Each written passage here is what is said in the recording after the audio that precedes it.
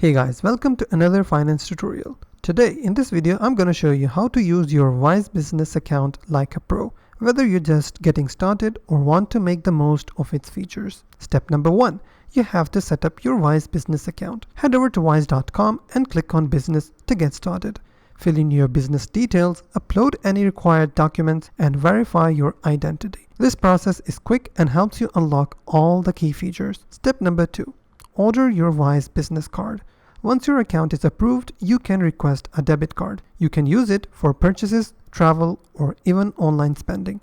It's connected directly to your Wise balances and supports multiple currencies. Step number 3. Learn to make international payments.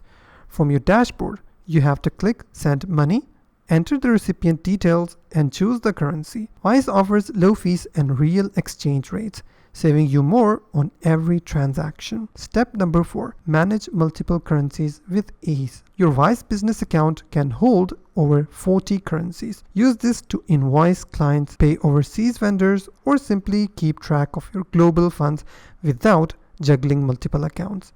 And that's it. With Wise Business, you're in full control of your finances, smarter, faster, and cheaper. If this tutorial helped you, give it a thumbs up and subscribe for more finance tips.